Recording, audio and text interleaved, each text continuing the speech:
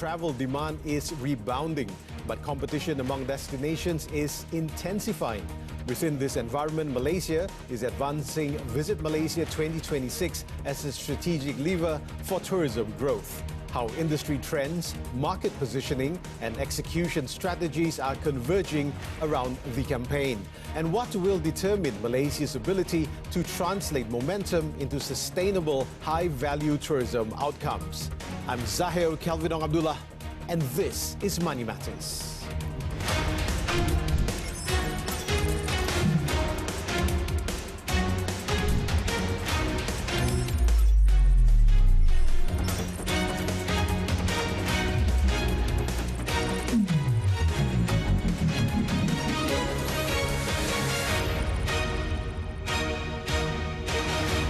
Hello there, good evening and welcome to Money Matters on your favorite channel TV3, where you can also stream on Tonton.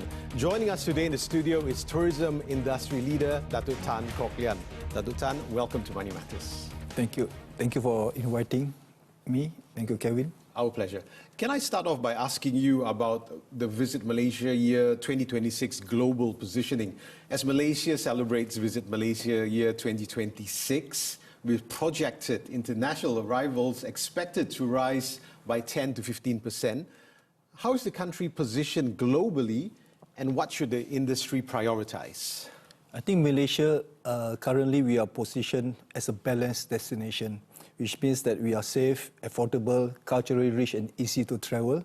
But if you look into the priority, we should look into strengthening the air connectivity, improving visitor experience consistently, and also ensuring that Malaysia's brand promise is delivered.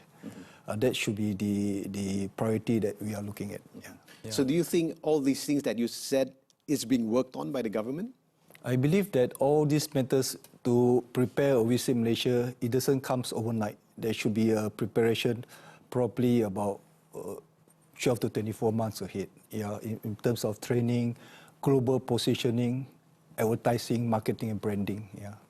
Okay, let's talk about the analysis of past campaigns. Considering previous Visit Malaysia years, we saw arrivals increases of 5 to 20% depending on the year.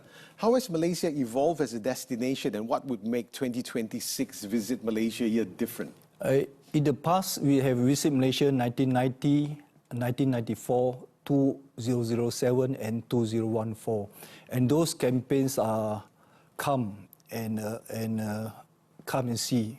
But now the campaigns are moving towards what tourists are expecting, what they want, and not trying to sell what we want to sell. And if you look into that, we can see that 2026 will be different in terms of the packaging will be on authenticity, sustainability, personalization and emotional connection. That's where we are coming home. And Visit Malaysia 2026 for me is no longer come and see, but more in come and experience, come and explore, and come and connect with our people. That's where we are coming from. So it's a matured destination, and our branding will be towards post-COVID-19, what travelers are expecting to explore in Malaysia. Is this the trend that has changed post-COVID, where we have to look at very different ways of attracting tourists to come to Malaysia? Yes, like as I mentioned earlier, last time we were more like shopping stops, but now we are looking into taking the tourists into immersion experience, rubber tapping, educational tours, sitting in the hawker food courts. So go into explore the jungle with indigenous guides. So these are a new experience that travelers want to see. Right. So looking at different sources, when you talk about markets as well, should we try and promote the high spending tourists, or should we look at mass, especially where Visit Malaysia year is concerned? I believe that looking to tourist arrivals is just a benchmarking. But if you look into assessment of whether it's successful, we should be looking into longer stay tourists, spending more by engaging in the local with the local community. Of course, not only in major cities, but also spread out in secondary cities and other rural destinations. That was assessment of how successful Visit Malaysia is. Okay, so can we talk about the global travel demand outlook? Because global travel is projected to grow around 8 to 10% in 2026. Which source markets are showing the strongest growth potential for Malaysia? Strongest growth potential, as I mentioned, ASEAN market is always vibrant. It contributes about 75% of the arrivals. But if you look beyond the ASEAN market, which is vibrant and short stay, we can look into especially China. I think China, they are quite positive now. And of course, as I mentioned, India, Middle East, and of course, Australia markets, the Japan, South Korea, and the UK, Europe markets.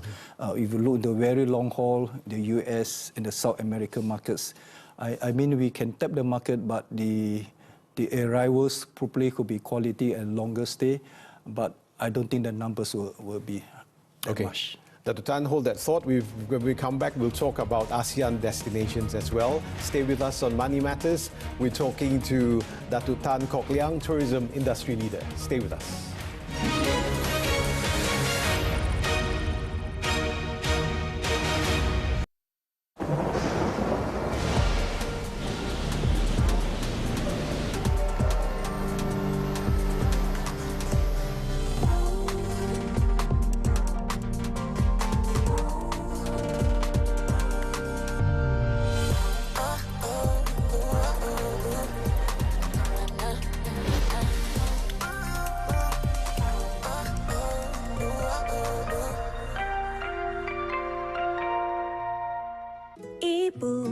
Ibu, engkaulah ratu hatiku. Padat dengan nutrisi, lazat berkrim, penuh kebaikan susu New Zealand. Funleaf. Istimewa Ramadan ini, saksikan keluarga selebriti pilihan anda menyediakan pelbagai juadah berbuka hanya di Jom Berbuka dengan Mi Sedap setiap Sabtu 7.30 malam di TV3. Hai semua, jom sediakan mi sedap. Ia dirumus menggunakan tepung dari Australia dan Kanada dan dengan bawang goreng rangup kriuk-kriuk untuk rasa lebih asli. Mi sedap goreng, kenyal, sedap, betul-betul rasa asli. Dapatkan semua mi sedap sekarang. 2-3 kucing berlari, mana nak sama si cinta hati. 2-3 boleh ku beri agar keberkatan menyatukan hati. Sama-sama Ramadan. Sama-sama berkat di TV3. Anda sedang menonton podcast Biar Tahu Jangan Keliru. Melayu, sihir macam tak boleh dipisahkan. Dalam perjalanan kita nak sampai kepada Allah tu, Allah akan sampai kepada kita dulu. Kalau dulu masa bercinta, dating tu tak pegang handphone. Tengok muka kekasih tu. Unik. Complicated je. Tak tahu, aku main forward je. Kekalkan adab kita di media sosial. Setia bersama dengan kami di podcast Biar Tahu Jangan Keliru. Segalanya berubah bila kebenaran terbongkar. Drama kau je. Boleh kau ni. Kau yang kontrak. I nak minta maaf. Kenapa pula? I akan jaga you. I will save you. Mampukah Arif terima rahsia Nur? Tapi saya tak sangka. Tergalak buat sampai macam tu sekali. You know nothing. Shut up. Hak dah siasat semua benda. Nur untuk Arif setiap hari 8 malam eksklusif di TikTok Drama Sangat dan Tonton. Apabila datang, ia boleh mengambil alih kesemuanya tubuh, minda dan hidup anda. Stres bukan sekadar tekanan perasaan tetapi boleh mengancam kesihatan secara keseluruhan. Kenalilah tanda-tanda stres sejak awal dan bincang mengenainya secara terbuka. Dapatkan sokongan moral dan emosi daripada orang di sekeliling anda serta bantuan profesional di saluran yang betul. Saksikan Hello Doktor Ahad 5.30 petang di TV3.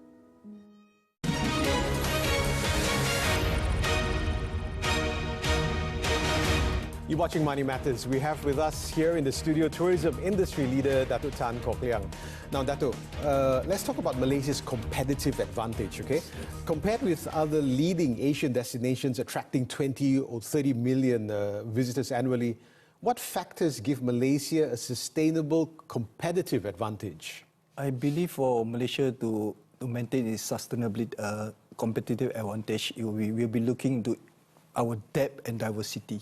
Our depth and diversity, which means that we offer multicultural heritage without cultural friction. We have temples, churches, mosques, properly in the same street, world-class food across the nation, and of course, a natural experience close to urban cities. We have natural attractions, and of course, the political stability and safety. And here we are looking into, more importantly, we can travel between the peninsular Malaysia. The traveling time is not that long and is easily accessible. Of course, we have to cross over to South China Sea for the Borneo side. Right.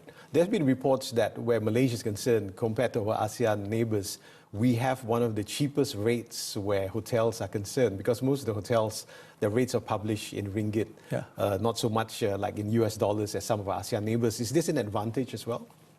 Yeah, this is the advantage. I mean, even you look into countries like Philippines, they are all in USD dollars. So that is an advantage, because when our ringgit Malaysia is a bit weak, then coming here will be much cheaper for them. Yeah, it's more affordable. Right. Which is good. With surveys showing over 60% of international travellers prioritise experiences over price, which you've also mentioned just now, how does Malaysia align with this shift in traveller expectations? Yeah, the travellers' expectation, I think it just fits into the Malaysia game plan. What I mean by that, as I mentioned just now, experiences are just not attractions, and there are moments, especially like, for example, as I mentioned earlier, rubber tapping, paddy planting, harvesting, cap crashing, tree planting, engaging community activities, eating in hawker stalls, staying in the village, and participating in cultural festivals. So these are experiences that travellers these days, they want to experience. So that is the positioning. Right. So it looks like the current travellers, and we should focus more on very immersive travelling experiences for tourists, correct? Yes. Okay, so let's look at Malaysia's value proposition. According to global indices, Malaysia ranks among the top countries globally for affordability and, of course, safety, which you mentioned is very important. So where can perception still improve here? Oh, the perception that we can move beyond the core perception, we can move towards the premium tourist offerings, service quality that's consistent, sustainability standards, and of course, digital travel convenience, digitalization. That means that these are the things that Malaysia can move forward, especially on a higher end value, rather than just putting Malaysia as affordable, safety. We can move to the level by giving more offerings, and engaging tourists to stay longer. Right. Private sector bookings account for roughly 40 to 50% of total international arrivals. So how critical is their role in shaping Malaysia's perception globally? I believe that, number one, the government can set direction on the targets, but at the end of the day, it's the private sector that craft the experience and the delivery. And to respond to your question, there must be alignment of the private and the public sector in terms of the same identity, what type of products you're going to market, what type of storyline you're going to tell, and there must be alignment, and the service delivery that must be in tandem with the government aspirations. Okay, Datuk Tan, hold that thought. We've got to go for our final break. Stay with us on Money Matters, because we're talking to tourism industry leader Datuk Tan Kok Liang. Stay with us.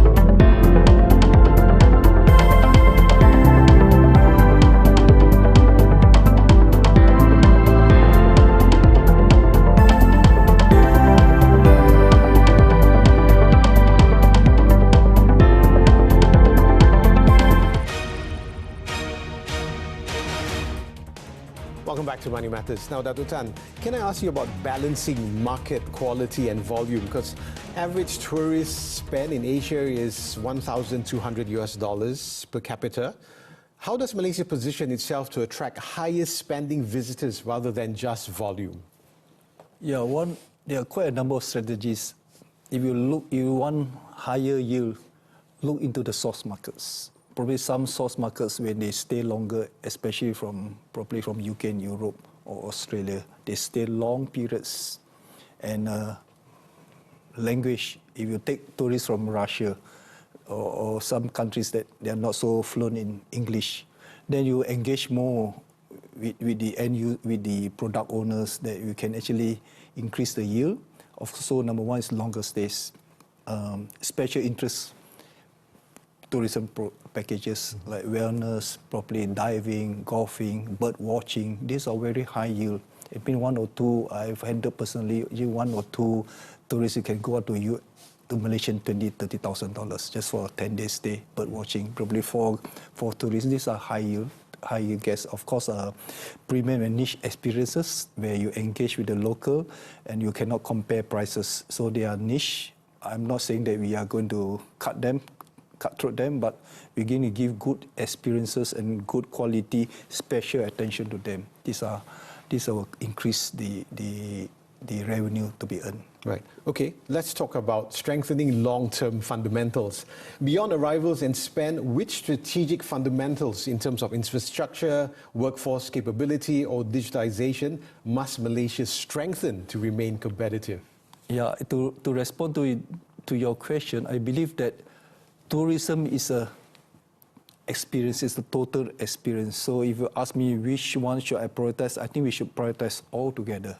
What it means that infrastructure, I mean, we look into the airports. I've read so much about airports need improving, the airports, the accessibility to secondary destinations, transportation, infrastructure. It's all the seamless experience. Mm-hmm. And then, of course, we look into the workforce capability, service excellence, language, skills, attentiveness, looking at the tourists.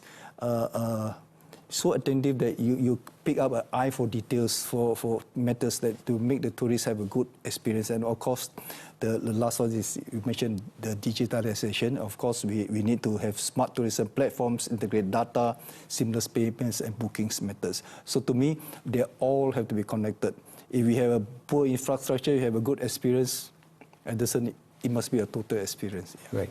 So again, touching on digitalization, because I find this very important because we are moving towards the digitalization age and turning everything digital.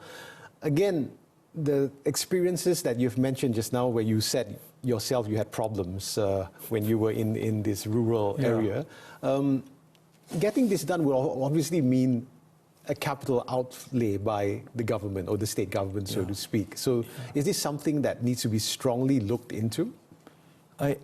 Yes, it needs to be very strongly looked into. I believe that tourism is not that a ministry that works per se, but it needs the other interlocking ministries, infrastructure, transportation, communications. So we need to work together, because I believe that this tourism, it benefits the whole nation, not just tourism businesses. Right, okay. So let's talk about key strategic takeaways. Based on projected arrivals and industry trends, what measurable outcomes should stakeholders focus on to ensure sustainable, high-impact tourism growth? I believe that ultimately success should be measured not just by headline arrival numbers, but it looks into higher average spend per visitor, longer length of stay, better regional dispersal, that means not only concentrated in certain areas, stronger SMB participation, and of course, we also look into repeat visitors. When they have a good experience, they will spread the word, come back to Malaysia again, or they themselves will come back. Yeah. Okay, now look, let's talk about the ecotourism strain, because, for example, I'll give you an example, like, for example, in Japan, in Kyoto, the huge influx of tourists has sort of affected their ecosystem. So with Malaysia's fragile ecosystem, especially on the islands or in the forests or whatever, should we have something similar where we need to control the number of tourists so that our ecosystem is not affected? That's a very good question. I believe that certain local destination that is fragile, I mean the islands, dive spots. I think or Mount Kinabalu, for example, there should be a limitation of the numbers. Of course, when they have overcrowding, I come from a street in Kota Kinabalu where certain times you cannot eat certain food because the Chinese tourists will be lining up at the stalls. So to us, the locals will find that, hey, this is my place, what's happening. So I think we need to strike a balance. Okay, Datuk Tan. Final question for you in terms of marketing and promotion for Visit Malaysia here. What do you think we should focus on in terms of marketing and promotion for the country? I think most of the international tourism events are already in the calendar, and Malaysia should go in a big way, probably more activities at the international booth, whether it's in London or in Germany or in Japan or in China. Do something that is very different to get people excited that, hey, we have a Malaysia here, we are ready to accept, we have all the tourism offerings, the diversity, the culture, and we are just ready to accept and get them all excited to come. Yeah. Okay. Datuk Tan, thank you for being with us on Money Matters. It's been a pleasure having you with us. For the past half an hour, you've been with us on Money Matters. If you miss any part of today's episode, you can always catch it up on Tonton. Be sure to join us next week, same time, right here on TV3. I'm Zahir Kelvin Ong Abdullah. Thanks for watching and have a great weekend.